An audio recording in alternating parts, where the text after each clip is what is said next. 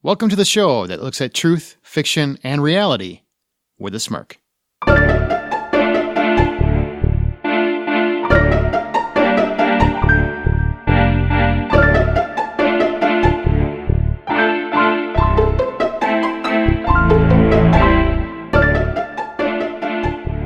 I'm Aaron Peterson. I'm Amanda Sink.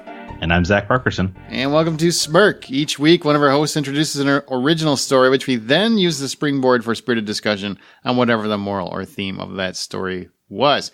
This week, it's Amanda's turn, and she's juking around a little bit. Juking? I'm dancing. Is that a word? I don't think it is. Just like rebuttals isn't a word. Dance juke.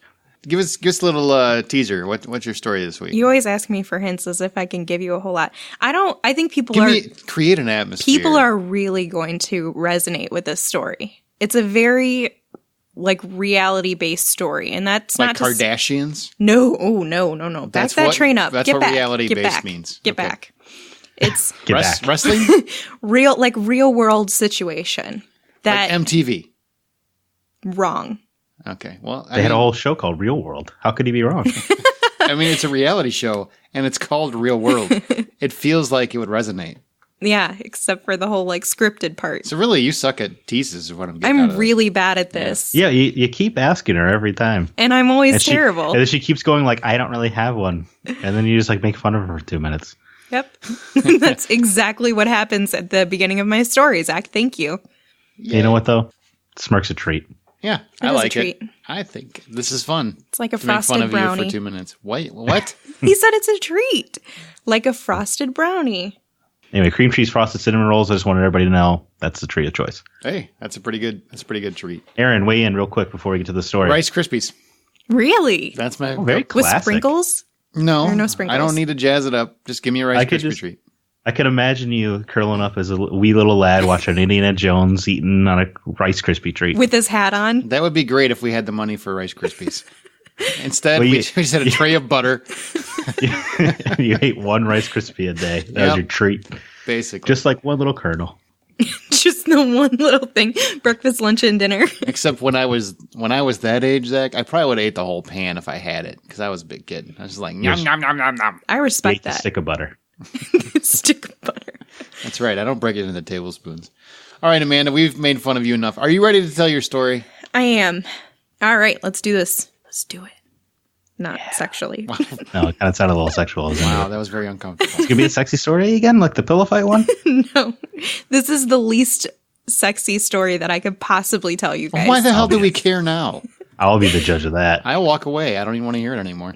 You tell any story right, it can be sexy. Yeah, just say, "Hey, Jim, good morning." Oh. That's not how the story goes. Oh. I mean, that is the opening line, but that's not how it's said. Okay. So we're going to do this over less sexual. Okay. Yeah, I'm very uncomfortable right now. In fact, I was going to file a complaint when this is over. I'm getting more relaxed. Everything is sexual if at the end of it you say, "If you know what I mean." Hey, Jim, good morning. If you know what I mean. See? Yeah, he got lucky last night. It's tremendous. Exactly. That's a good point. Go for Jim. Here we go.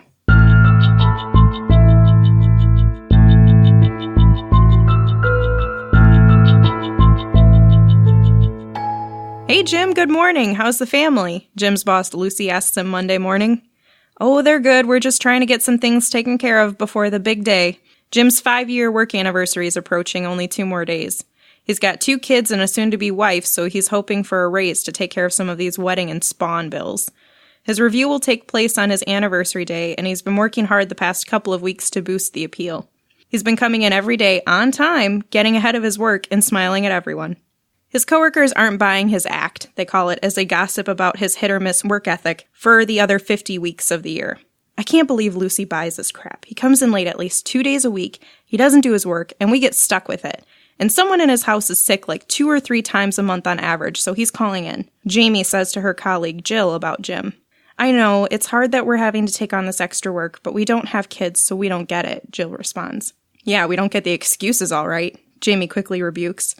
The two have been tasked with taking on the work Jim doesn't get done because Lucy is always saying how overtasked he is, but they quickly got overwhelmed and frustrated. Making numerous complaints, they've seen no positive impact. Do you think it's just because he's nice, or what is it that lets him get away with everything? Jamie presses the matter further. Jill tries to stay out of it, so she shrugs her shoulders and with a frown looks back to her computer. I don't know. I guess it really doesn't matter what we think anyway. Because of Jim's anniversary, the office is having a party to celebrate the day before, so tomorrow. Everyone is set to bring in an item for the potluck. Jim is tasked with showing up on time. Hey Jim, are you on track for workload completion by Friday? Lucy asks. Jim smiles and says that of course he is, and he's excited to talk with her this week. Jim ends up chatting with some other colleagues that Monday and gets close to nothing done. Oh well, he says to himself, I'll catch up on it tomorrow. I've done so good the last couple weeks. He heads home to be with his family. It's Tuesday now, and Jim's anniversary party is today. Jamie and Jill each bring a dessert and set it on the counter space in the break room. It's a pretty casual morning, and everyone in the office seems to be having a good time and laughing, but there's no sign of Jim yet. It's almost 9. Is he not coming in today? Jill asks Jamie. Who knows at this point? I'm sure he'll be gifted a puppy for his tardiness, she responds. The two go back to their desks and continue working while the office mingles and chats.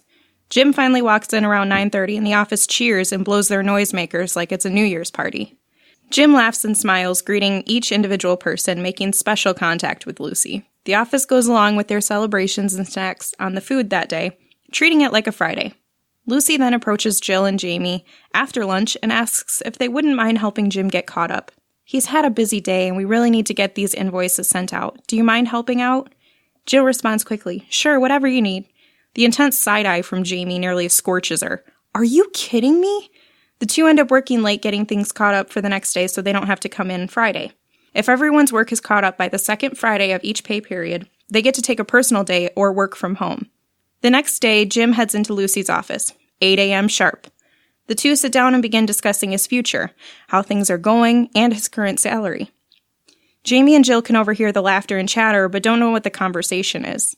They decide to just keep their heads down, focus on their work, and even get ahead of what they can. Jim finishes around lunchtime, so he doesn't even get back to his desk until 1. He works diligently the next couple hours, but asks Lucy about leaving because his youngest got sick at school and daycare needs him to pick him up. He heads out, leaving a mess of work. Jamie and Jill just continue to work and catch up on his activities. The next day, Lucy acknowledges Jamie and Jill at their department, stating that Jim is homesick again today with his kid and won't be in. She also says she has an announcement. The vacant supervisor position is being filled by Jim and will start next week, so they will be short-staffed in their area until they can find a replacement. Lucy walks back into her office, and Jamie and Jill's jaws drop to the floor. This can't be real. How could she possibly think he deserves to get more money and more responsibility? We already do half of his work regularly, Jamie says to Jill. Yeah, and now we'll never get out of here for Fridays. The two continue working hard to get the job done, but they still end up having to come in Friday. Jamie looks over at Jill. I guess this is no different than before. At least we don't have expectations for someone else to do work and then not get it done the last minute. Jamie and Jill both look down, bothered, and continue working. Jim's still at home with his sick kid. Conclusion. Done. I was waiting for the dark, sharp turn. Nope. I told you this is a very reality-based story. So Jim got promoted? Jim got promoted. Hey, you know what? Good for Jim. Jim didn't do anything Monday or Tuesday. Uh-huh. Wednesday, he basically had his meeting and then went home sick. Thursday was still homesick with this kid. And then Friday was homesick with this kid. Seems like you assume the worst in Jim. Yeah, sounds like Jim has a good attitude, though. Great attitude. He does He's have a making great... his boss laugh every day. Like the joy. He's sucking right up, but he's having these people take on the tasks. So. No, in my story, they're not having sex. He's happy with his wife, or soon-to-be wife, and has 2 kids with her. You can't convince me of that. Well, she's like, I don't care if you wrote this story. You can't convince me. It's really like not supposed to be a sexual interaction between the two, just how much of a suck-up he is. Mm-hmm. It happens in with the corporate mouth. world. It happens all the time. So what do you think the moral of my story is? I've given you some of the details, so hopefully you guys nail it. I think the theme is people are going to kill Jim. Brown nosing always pays off, unfortunately. It's not always how much work you put into it.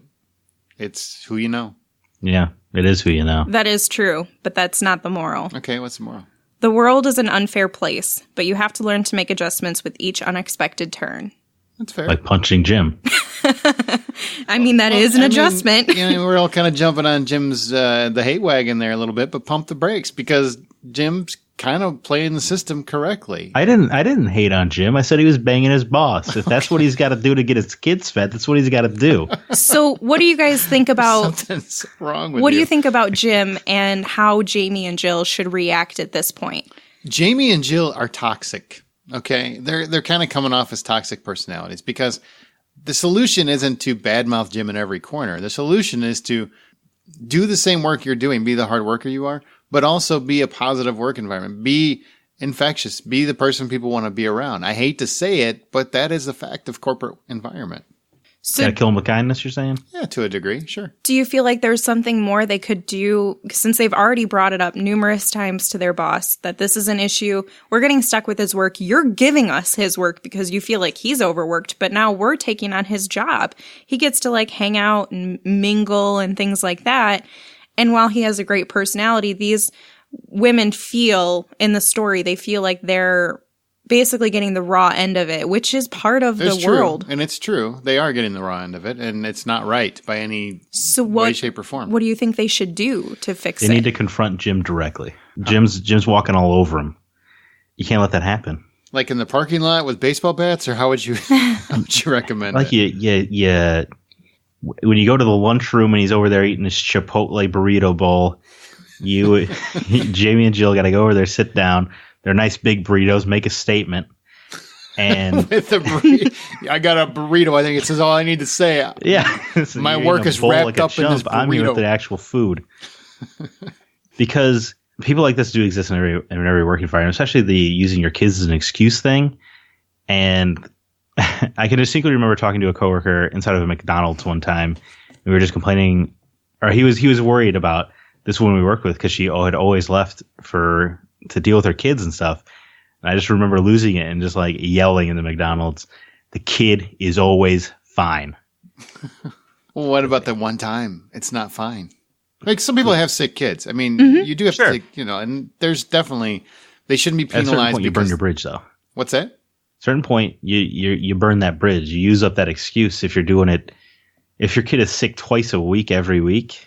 Unless they have a medical condition, of course. Well, even then my sympathy runs dry, but I mean, as a boss, wouldn't that run slim for you? No. Oh, what a hero.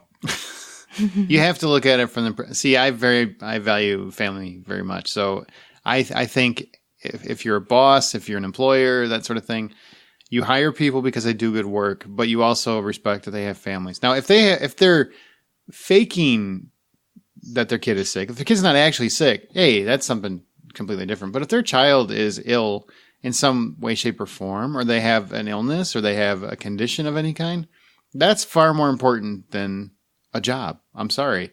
Now, and if the government has made things available to them so that they can take time away to go handle that. And they should be allowed to do that without penalty.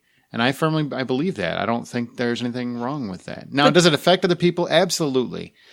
Unfortunately, I feel like many times in today's workplace world, actually just the world at large, people tend to think just about the people. They think about their particular predicament. To me, I look at it as, do I got to do a little bit more work? Sure. But that person is dealing with something horrible at home. They're constantly, you think you're stressed. They go home and have to deal with this horribly ill child all the time. I think people need to be more sympathetic to those things, and I don't believe they are because they're too busy being like Jill and saying, screw Jamie. Sorry, Jamie. Yep. Jill's the nice one. I think they're being too much like Jamie and just going ahead and with the ill will toward old Jim. I'm not saying that this is the case with Jim. His kids I'm telling you it's not. Now, what Zach was talking about where he said that the kid's always fine, that's different because that's somebody who's taken advantage of a system. And I don't have much sympathy for that.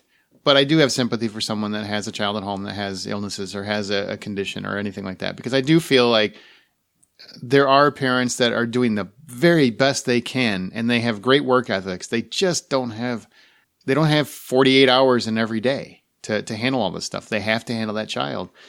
I don't know. And as long as they're within the confines of whatever your decree is at your corporate environment, your work environment, I don't think you can penalize him for it. Well, I mean, the boss doesn't seem to even care about trying to at least have him make up his work. And what I tried to simply get across in the story is that Jim may have sick kids at home. We don't really know, but he takes advantage of the system often because he comes in tardy. That's different. Multiple times a week, he takes advantage of him not actually doing work and putting it off to other people, knowing that it's going to get put off to them. And then him being away from work at, on a moment's notice or calls in to work because of his kids, whether that's legitimate or not, they don't actually know, but they're seeing all these other things and they're seeing basically the consequences of him not coming into work and possibly using that as an excuse. And they're, I believe, incorrectly handling the situation because they're just becoming gossipy, but they also don't have a boss who's doing anything when they bring the situation to it. So it's just an all-around unhealthy work environment. And at that point, what can you do if that's a job you need? Because they may have families. I didn't really write that in for Jamie or Jill, but they may need their jobs to take care of their kids. And that would have been a cooler story now that I'm thinking about it. If they had kids and then they didn't call into work. No, I think you're giving away that this might be fiction. Well, to be fair, it shouldn't matter. It shouldn't matter if they have families or they don't have families. It's still going to affect them. They still need the job for whatever the reasons are. So I don't know if that necessarily... See, people that take advantage of the system, I don't have much sympathy for. People that have real life hardships, I do have sympathy for. And I do think that if they're gaming the system, no, they shouldn't be rewarded for it. But does it happen? All the time. All the time. Yeah. I don't want to sound like a monster. I like to think that some people tell the truth. Not everyone. But Jim and the coworker I was referencing earlier, they seem to show no remorse for what they're doing to their coworkers, and that's unacceptable. Yeah, I agree with that. So have you guys worked with somebody who you felt has taken advantage of the system or flexibility or anything like that? Yeah. How did you handle it? When you felt like you had the pressure of somebody else's workload on you and you knew that they were taking advantage of the system. I think Zach's is going to be a much more interesting answer I than know. mine would I'm be. so excited. I don't know if it'll be quite as interesting as you think. I mocked the person relentlessly when I saw them about how their kid was definitely not sick, and I just flat out refused to do that extra work. In my situation that I'm thinking of here as the example is nobody came down on me for not doing the extra work because everybody knew that the person was full of crap, Well, so maybe Jamie and Jill just got to stop doing it. So eventually that work's not going to get piled up, and Lucy can't just keep coming to Jamie and Jill saying you have to do this because it is Jim's job. So eventually the buck's going to have to pass back to Jim. Well, he's been promoted, remember? So now they're short-staffed from his position anyway. So she alleviated that by giving him more money and a promotion. Right. Well, now she'll have to learn, right? Because she's going to have to start covering for him. Mm-hmm. To a degree. That's true. Or they'll have to find somebody to fill his spot to help. Maybe they'll get a better person that way. Mm-hmm. I didn't handle it that way. I've come from a corporate world, so you kind of have to roll with the dice, and it doesn't always work out the way you want. I hate to say this, but there are many, many people that get promoted that haven't done much to earn it, other than they're fun at a party. Mm-hmm. They're great to hang out with. They make great jokes on the fly, but they don't really offer anything, and you can't get much out of them, and they're not good leaders, and yada, yada, yada. There's a lot of factors. A lot of that talk. Go into it. Now, talk the talk. I would also say there's just as many people that have been promoted that worked their asses off, that earned every second of it, and have deserved what they've received. Mm-hmm. So it will come down to at some point in your career where that happens. Somebody gets promoted, and they absolutely should not be promoted. They don't deserve it, and they've done nothing but be a gym where they come in late and they just treat work like nothing. But they're infectious, so people love to be around them, so they get shot right up the ladder. It'll drive you crazy, but at some point you just have to swallow your pride and go, do I need this job or not? And if you don't, find another one.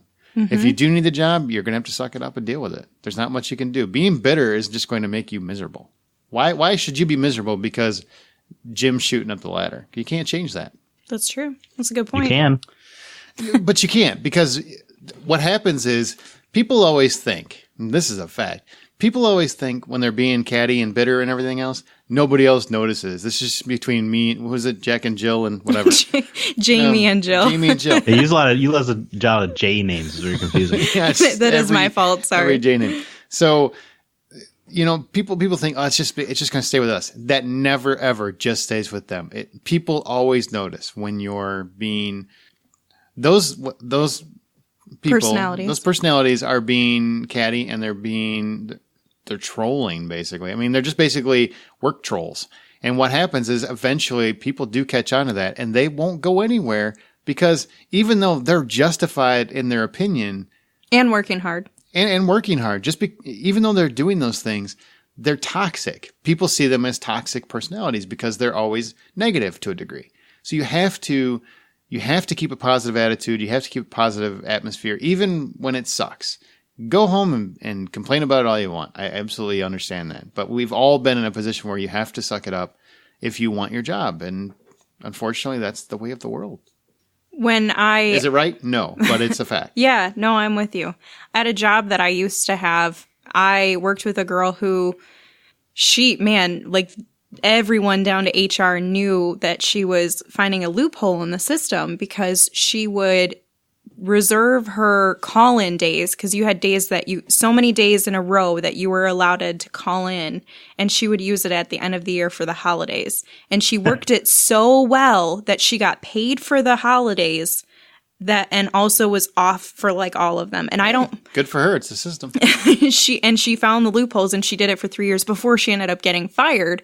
Oh, because of that? Yes. So it was against the company mandate or something? She was, it was against policy, but she found a loophole to get through it for some time. Yeah. I take back what I might say. I was surprised you said good for her. I thought she was working the system according to the rules, not bypassing the rules. They left the loophole open until they realized that she's been gaming them for so many years and screwing everybody else. I just did what I had to do in working. I was always the person who had to fill her position and then still do mine. And I've never been the person who's I'm so overwhelmed. Don't give me that work. My weakness is to never say no. Zach says, just stop doing the work. I'm sure, whatever you need me to do, I'll help you. I don't think either one of those is the right answer. It's not a good answer. But how do you really actually say no to your boss when your boss asks you? It seems to have worked out for both of us. We're both employed. It's true. There you go. It's true. There you go. No, but I've never had a job longer than 2 years, but I've always been employed. We're in different boats, but similar boats, I guess. But it's a hard situation because you can't lash out, like you're saying. You can't lash out against those people. There's no solution for you if you've gone to management and said, this is something that I feel like is really it's affecting the work environment and it's affecting everybody else who's here every day doing their jobs. Yeah, you absolutely should. You should bring it up to your boss. Yeah. You should, and take it up through HR if you need to, or whatever you need to do. Sure. It's so interesting. I have the mentality of you never need to get your boss involved. I don't think that's the right answer at all. I don't think so either. No, because then that introduces a whole other set of problems. And now everybody's looking at everybody closer. Yeah, there's truth to that. Mm-hmm. The boss is coming in, and they're probably going to change some things that don't need to be changed, or punish everybody for one person's mistake, or some nonsense like that. Bad leader, though. Yeah, most are. Wow. So I'm not saying that of my current job, obviously. Zach operates with a snitches get stitches attitude. Not every leader is bad, but it is. I feel like it's more trouble than it's worth to try to bring management or your boss into it instead of just dealing with it on a peer-to-peer level. Well, I think. Well, there's some truth to that because management is constricted in what they can do. Right? Yeah. A lot of times employees don't understand. That's a good point. Yeah, I've been there. I often ignored most of those restrictions, and then I didn't have a job later. But you're really selling yourself here. This is a great LinkedIn profile. We're gonna put this on your Indeed. I have a lot of management on my resume, but there's a reason I haven't had it in a while. I say no now because I know it doesn't work out. It's a tough job. No, it is. It is. It's tough to be the bad guy. Mm-hmm. It can be. But you always have to operate with the idea that you're just enforcing the rules. So you're not being a bad guy. You're just doing what you're supposed to do. Yeah. Yeah, but and always follow the rules. Rules are dumb, though, don't you think, Aaron? No, not at work. No, I don't. I think it alleviates chaos. I would never violate any company policy. In case you're listening, company, I would never violate any either. Policy. Wink. Yeah, I think we all know you would at this point. You've disclosed that. Yeah. So what do you think is the hardest part for you specifically for working with other people? The hardest part, basically about having a job. What's the hardest? Like in general? Yeah. Waking up, going to work? Yeah. I meant about the job, like actually being in your workplace environment. Is it the catty, toxic people that like you're not even a part of, but you feel that negative energy? Or is it just the stress of work? Or is it the brown nosers who just keep rising and you're like, you're not even doing work. You're just like smiling and shaking hands and saying that you're this great worker, but it's not reflecting. Like what's the hardest part for you in working to get over? Fake assery. I like that. I like that we make up words here. Yes, fake assery. That's probably the number one thing. It falls under corporate politics. It falls under corporate politics where people are not genuine and they tend to BS a lot. And I don't like fake assery, and that's what that falls under because there's a lot of people in any company where they are just not real, not legitimate, and they act like they're fans of yours, but they're not really. They talk about you behind your back. Just all that politics stuff. They had one conversation with you, and their opinion is made up of you, of your entirety, of your soul, from one conversation or one action or one thing, the one time you didn't do the thing you do every day, that kind of thing. That kind of stuff just drives me crazy because it's rampant. I think there's so much ego involved especially when you're in a corporate environment. It's just there's no need for that. There's no need for fake assery, Amanda. I'm with you. Zach, what's the hardest part of you staying at a job for 2 years in a row consecutively? Well, I only did that once. Okay. Every other job was 1 year. That's good to know. What's the struggle for you getting over that 1 year hump?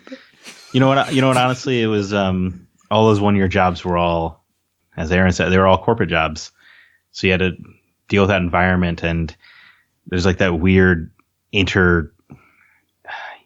conflict with your coworkers because you've got to get like the right numbers or you've got to meet your sales quota or whatever.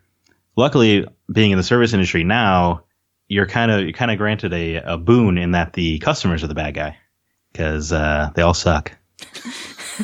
So all the fakeness is going outwards from the employees to the customers. So you guys are all kind of like in this struggle together.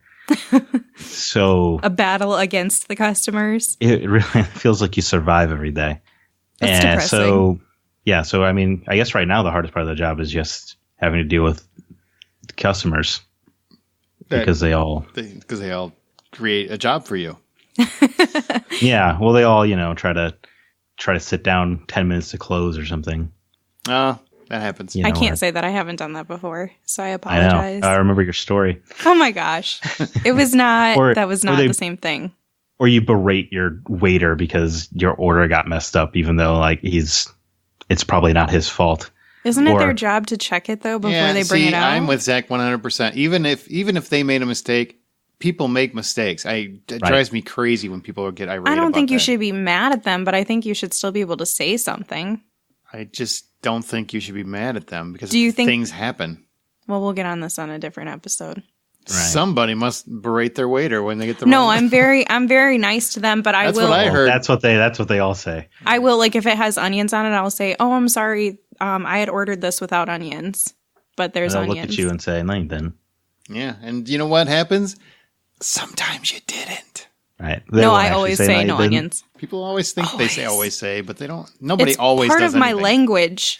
It's one of the 5 sentences I say regularly. Nobody always does anything. Also, what kind of monster doesn't like onions? This one. Me. Hi. Hello. So what about you in the corporate environment? What don't you like? I'm sorry, in work environment. Work environment, yeah. I would say that the hardest part is because I can deal with like I said, I can deal with people like taking on the work of others. I don't ever make a complaint to my boss like, this is too much for me to handle, or this is too much work.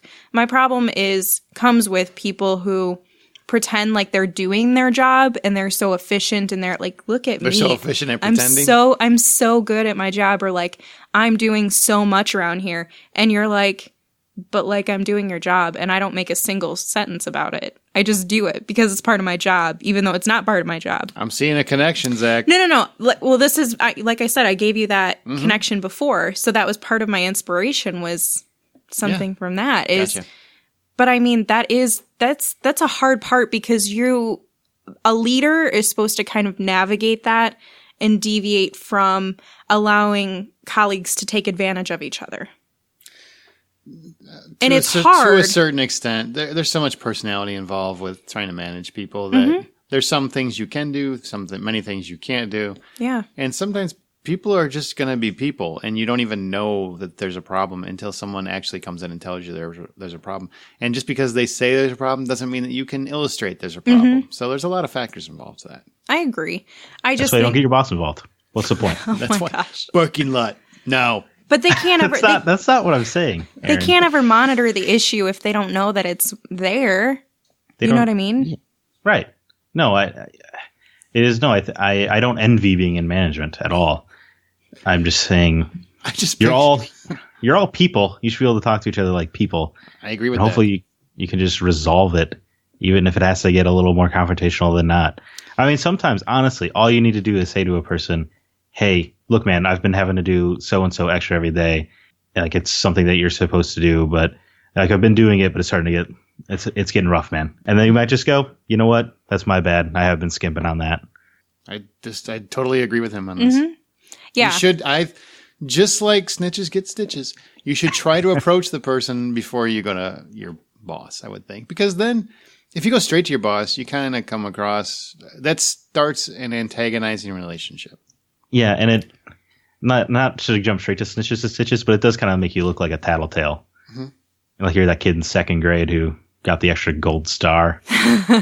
There are a lot of companies, though, that will tell you that, like, basically part of that, if you have an issue, like, to bring it straight to management, because they don't want to see the confrontation between employees. True, but it really depends on what's the situation. Managed. I mean, I'm doing your work feels like, hey, Jim, I'm doing your work. I'm not doing it anymore. And that's honestly how I would handle it. Hey, I'm doing your work for you. I'm not going to be doing that tomorrow, so you're going to want to take care of that, just so you know.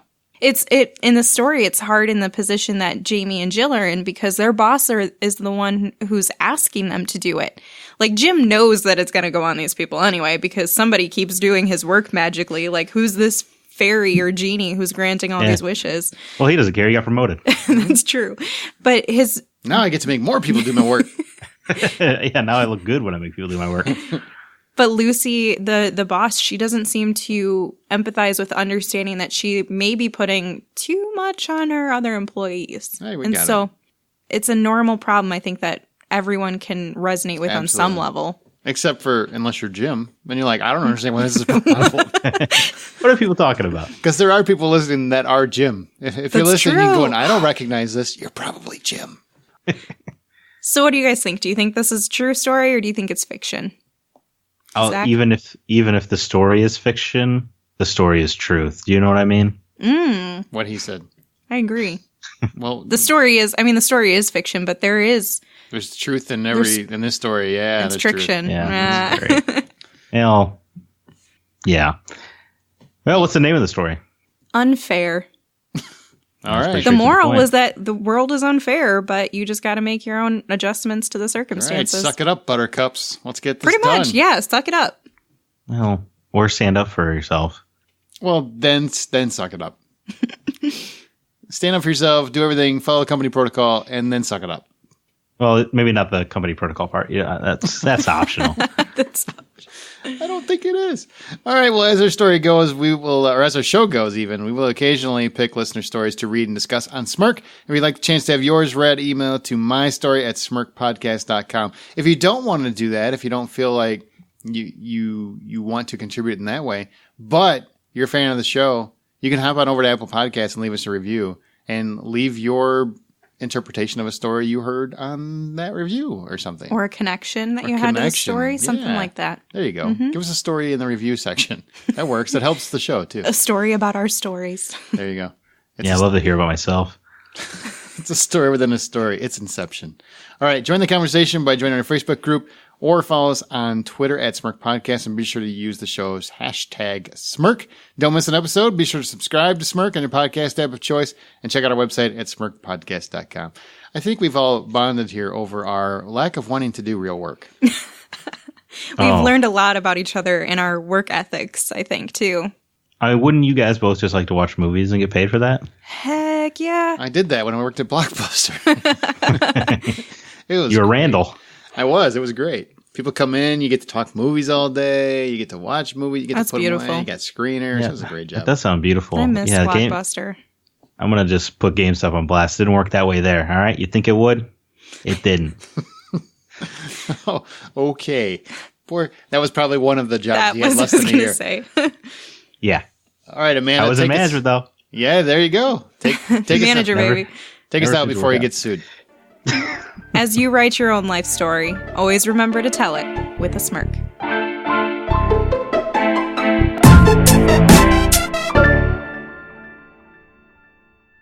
Zach's just blasting every job he's ever had.